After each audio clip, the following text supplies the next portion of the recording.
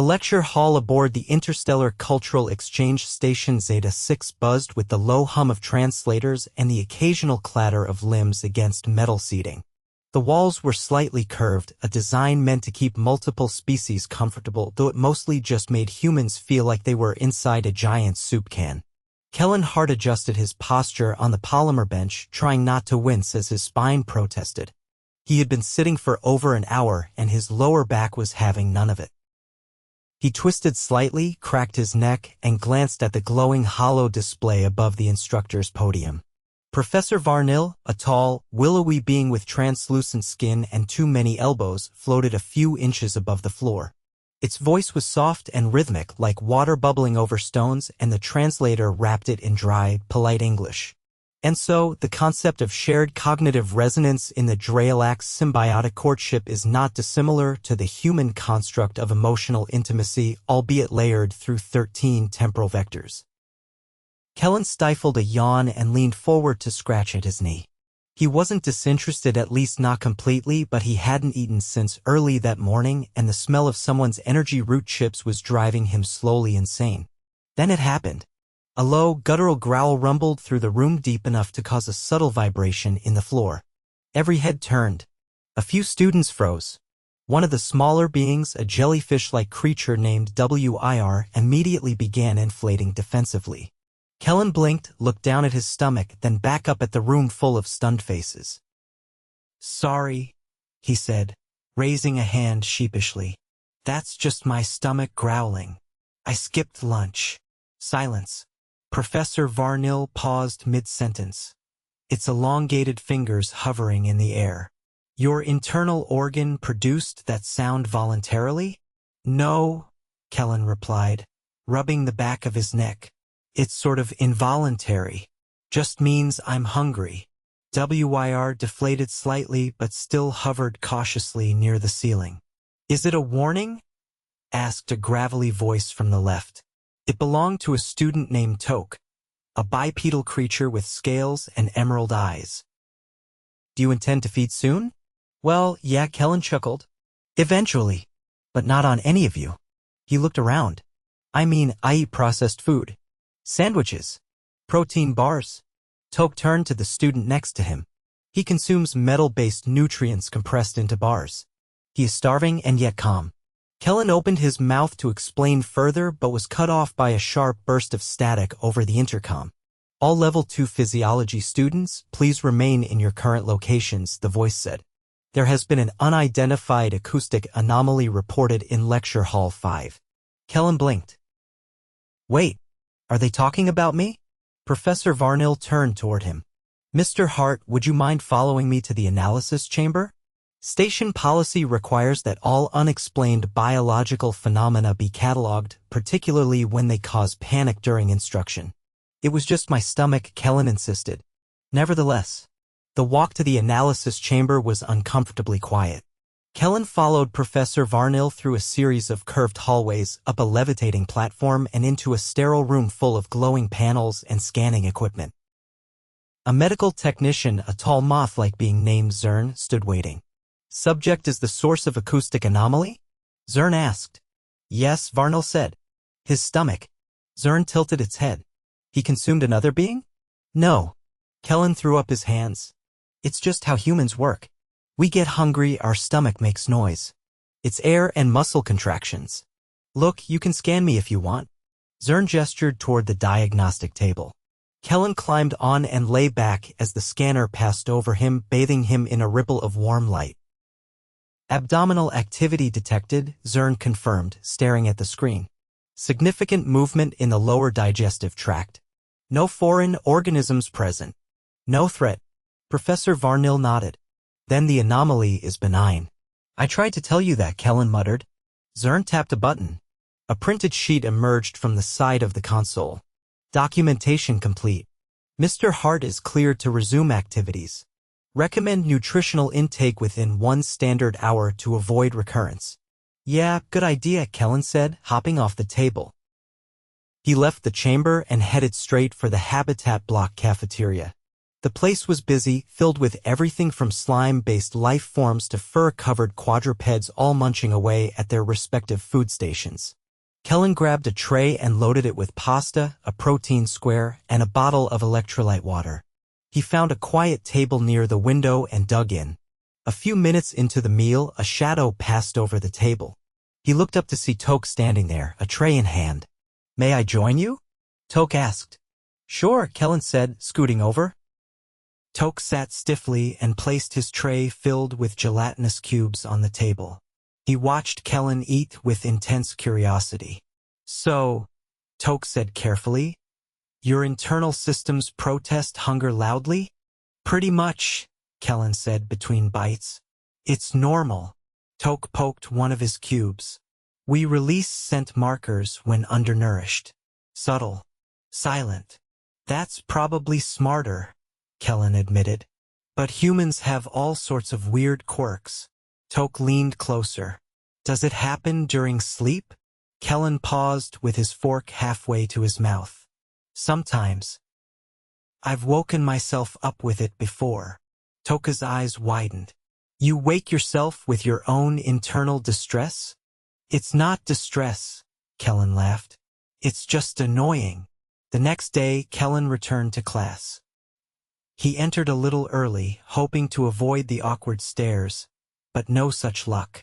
A group of students immediately turned toward him. "There he is," whispered one with tendrils for arms. "The one who growled." Professor Varnil entered shortly after, and the lecture began without incident. But halfway through, a sudden vibration startled everyone again. Kellan froze. "Nope, not me this time." The class glanced around until one of the insectoid students raised a limb. "Apologies. I had a resonance shift in my thorax. It is the seasonal cycle." Varnil nodded. "Thank you for your transparency." Kellan leaned back, relieved.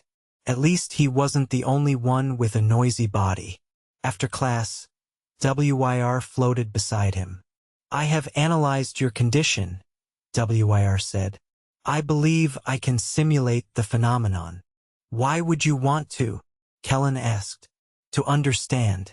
You are the only species here whose internal distress is audible." "That is fascinating." Kellan sighed. "Fine. Knock yourself out." WIR pulsed its outer membrane, then made a long, warbling sound that echoed oddly in the hallway. Several students turned. "That's not even close," Kellan said. "I will refine it," WIR promised. By the end of the week, a trend had started. Students from across the station were attempting to mimic the sound of a growling stomach. Some used vocal cords, others used pressure bladders or clicked their tongues. One student even used a speaker embedded in its chest. Kellan found himself in the odd position of being a trendsetter, though not by choice. One afternoon, he was summoned to the station's administrative wing. "You're not in trouble," said Administrator La, a short blue-skinned being with a fondness for knitted ties. "But we'd like you to speak at the next interspecies communication seminar." "Why?" Kellan asked. "Because you turned an involuntary bodily function into a cross-cultural phenomenon," La said. "Intentionally or not, you've built curiosity and empathy." Kellan rubbed his face. "All I did was skip lunch." "Yes," La said with a smile. "And you reminded us that sometimes, even the smallest biological quirk can bring people or species together." Kellan agreed to give the talk. He stood on the stage a few days later, in front of an audience of over 200 alien students and staff. He cleared his throat. "So, yeah, you all heard my stomach growl. It was embarrassing, but also kind of awesome, I guess, since now everyone wants to try it. I don't know what to say except, eat your meals on time." Scattered laughter. "And maybe next time you hear something weird from someone else, don't panic. Just ask. Could be a stomach." "Could be. I don't know, a seasonal thorax shift." More laughter. Afterward, Toke approached him. "You handled it well," Toke said. "You turned a disruption into a shared experience." "Guess I did," Kellan said. "Didn't mean to." Still, Toke said, you reminded us that understanding begins with listening sometimes to things we don't expect. Kellan nodded slowly. That's kind of poetic. Toke blinked. I read it on a pamphlet. Kellan laughed and they walked back to the dorms together. He was no longer just the guy with the noisy stomach.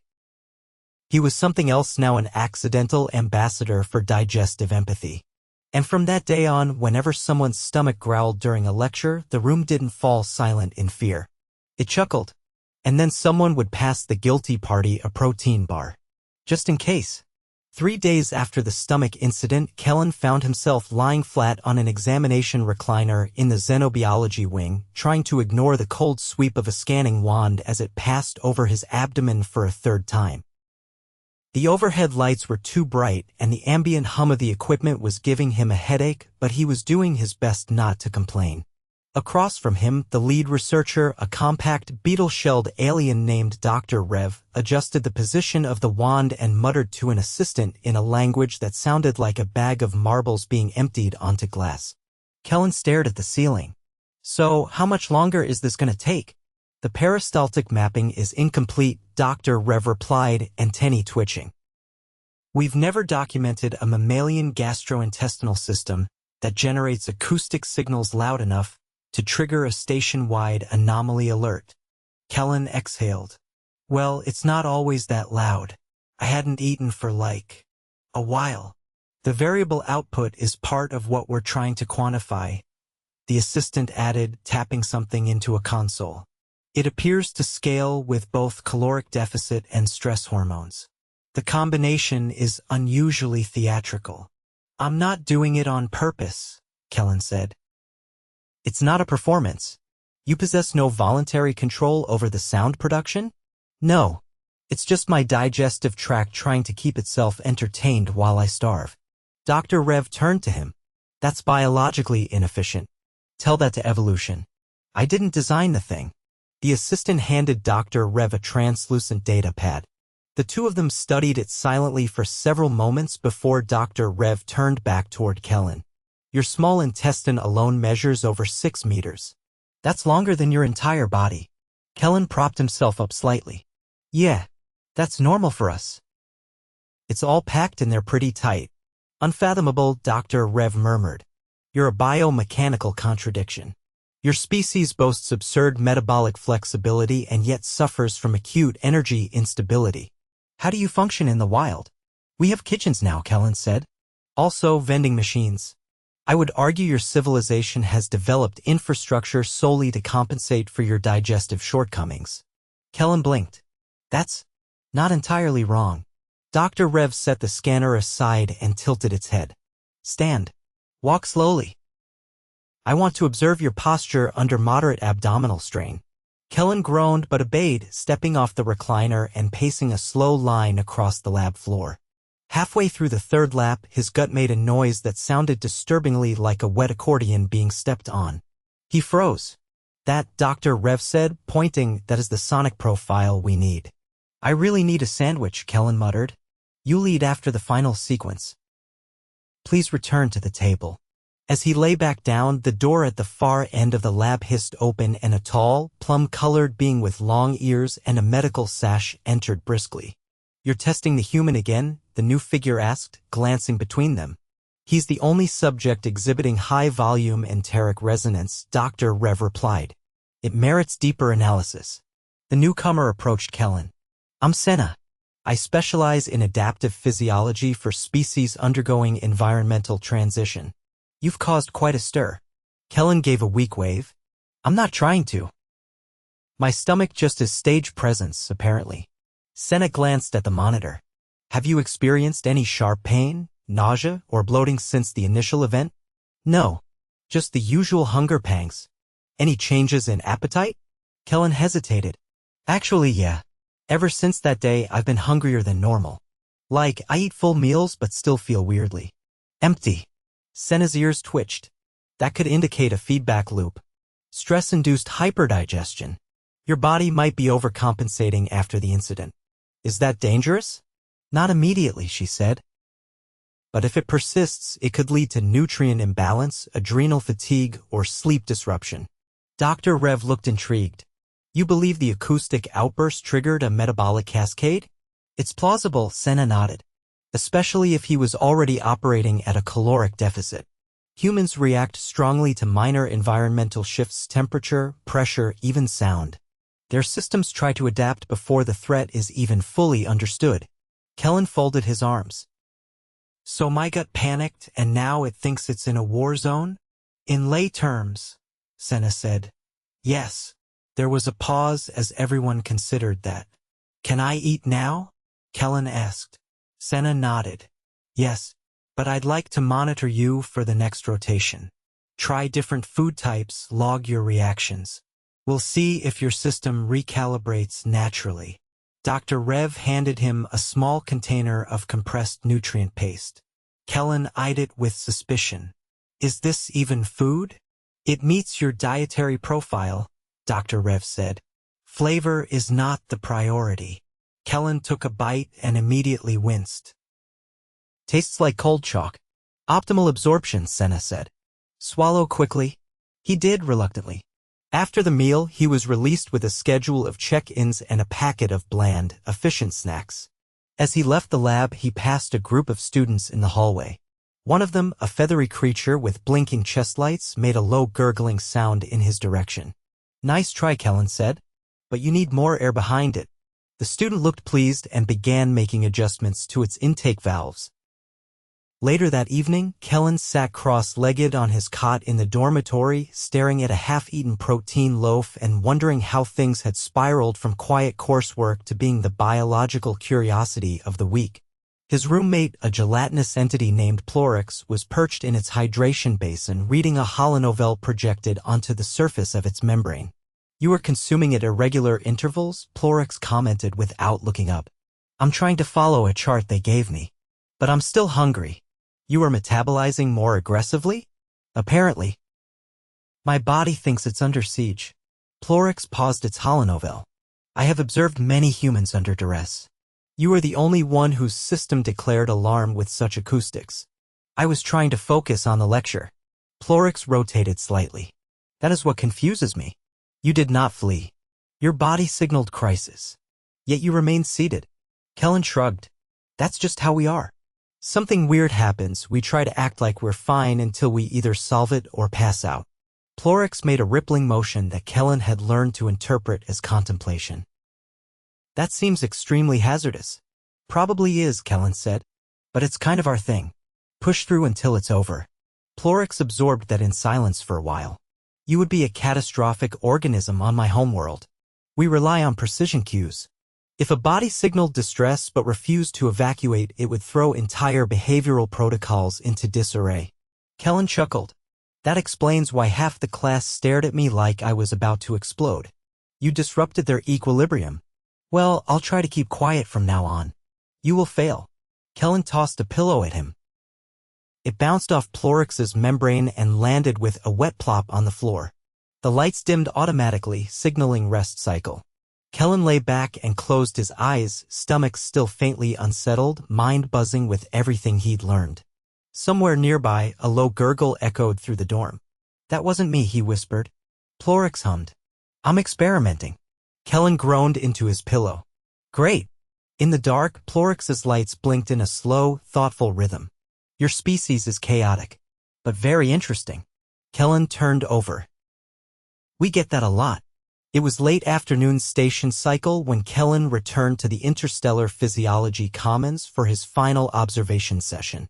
The lighting had dimmed slightly to mimic sunset hours, and a soft ambient tone played from unseen speakers meant to calm species sensitive to environmental shifts. For Kellan, it reminded him vaguely of a dentist's waiting room. He stepped through the biometric scanner and waved at the technician behind the desk. A brief pulse of blue light passed over his wristband, logging him in. From the far end of the room, Senna gestured for him to join her. Follow me, she said, leading him past a series of curtained alcoves. We've prepared a final simulation to monitor your metabolic response under adjusted conditions. Adjusted how? Kellan asked, already suspicious. We've replicated an Earth-standard environment. Slight temperature shift, simulated diurnal light. And we've included food options with more textural variety. Apparently, that matters to your digestion. Oh, it does, Kellan said.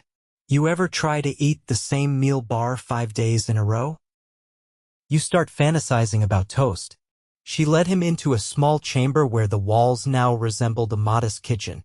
Not a perfect match, no cabinets, and the kettle was suspiciously cube-shaped, but there was a table, 2 chairs, and an actual plate of food. Bread. Realish bread. Senna picked up a tablet and tapped something. Sit. Eat at a comfortable pace. I'll be monitoring from this console. Kellan sat and picked up a slice of what looked like a flatbread hybrid. It smelled vaguely of rosemary and something else, maybe kelp. He took a bite. It was a little chewy, but definitely edible. Do you want me to talk while I eat? He asked with his mouth half full. Not necessary, Senna replied. Though if the urge arises, verbalizing your sensations may help us correlate external behavior with internal activity. He chewed slowly. I feel like I'm on a cooking show. Senna didn't look up. We've studied those. Your species displays competitive rituals around food preparation. It's alarming. They're mostly harmless, Kellan said, reaching for another slice. Except for the one where they make kids cry over undercooked pastries. As he ate, Senna jotted notes. Your abdominal temperature has stabilized. That's a good sign. I feel less like I'm on the verge of digesting myself, Kellan admitted. Excellent. We'll continue monitoring for 30 minutes. Then conclude the assessment. Sounds good, Kellan said, pausing as something caught his eye through the observation window. Are those students out there? Senna looked up. Yes, we approved limited observation access. Some requested permission to study your behavior firsthand. Kellan groaned. Like I'm some kind of zoo exhibit? They were briefed on etiquette. No one will tap the glass. He sighed and returned to his bread. Outside, a cluster of alien students, some with eye stalks, others with feathered crests, watched intently. One of them seemed to be sketching something. He waved half-heartedly. 2 waved back. After several minutes of peaceful chewing, Kellan leaned back in the chair and stretched. Okay, that's better. I'm not hearing anything from my stomach. It's quiet. Senna checked her screen. Peristaltic activity has normalized. You're demonstrating expected satiety markers. Which means your body believes it's not in danger. Progress, he said, setting down the last bit of bread. So, are we done? Almost. One final task. Kellan groaned. Of course. Senna handed him a small device circular with a single button. This is a field diagnostic tool. We want to see how your system responds to mild psychological stressors now that it's been fed. I don't like where this is going. You'll watch a brief visual sequence. It's benign. Just a recording of common Earth situations. Please remain seated and hold the device. He pressed the button. A screen lowered from the ceiling and flickered to life. The first scene was a crowded grocery store. A small child screamed in the background while an elderly man blocked the aisle with a cart. Kellan's jaw tensed slightly. This is just a Tuesday, he muttered. The next clip showed a human stuck in a revolving door trying to exit the wrong way while people on both sides grew increasingly annoyed. Kellan burst out laughing. Oh no, I've done that. Senna glanced up. Heart rate increased. But no gastrointestinal distress. Yeah, it's funny, not threatening. The final clip showed a man in business attire dropping his entire lunch tray in front of a packed cafeteria. Everyone stared. The man stood frozen, dripping soup onto his shoes. Kellan winced. That's visceral. Reaction registered. But your stomach remained silent. He set the device down. So what's the verdict? Am I stable? Senna nodded. Your system has recalibrated. We believe the initial response was amplified by environmental unfamiliarity and inconsistent nutrition. You're adapting. Good to know I'm not going to be the guy who echoes through the ducts every afternoon. Highly unlikely unless you resume per eating habits. I've learned my lesson, Kellan said, standing up. Eat regularly, avoid stress, and never underestimate the impact of skipping breakfast. Senna powered down the console. You've also helped us understand more about involuntary signaling. Most species suppress internal sounds. Yours broadcasts them. Yeah, we're not subtle, he said, brushing crumbs off his shirt. But sometimes that's useful. As they exited the chamber, a pair of students approached.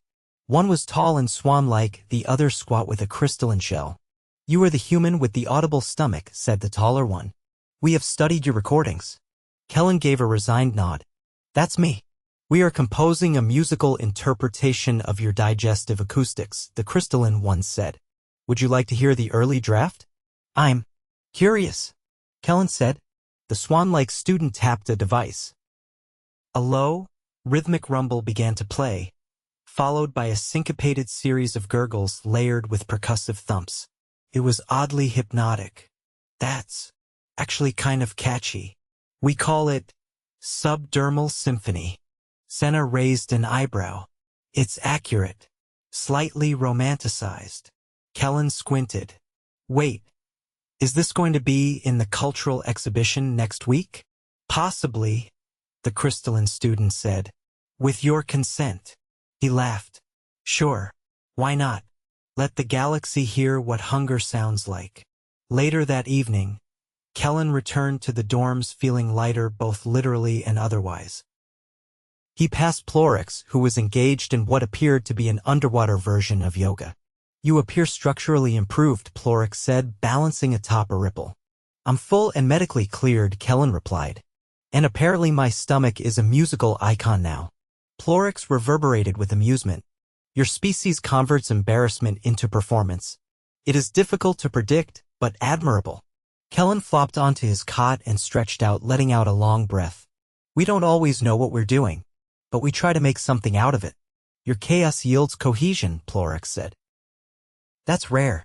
Kellan reached for his pillow. Sometimes all it takes is a sandwich. The lights dimmed gradually, casting a soft glow over the room. Outside, laughter echoed faintly from the commons. Someone was playing the digestive symphony again, this time layered with string harmonics. Kellan closed his eyes. No rumbling. No alarms. No analysis. Just quiet. And for once, that was enough.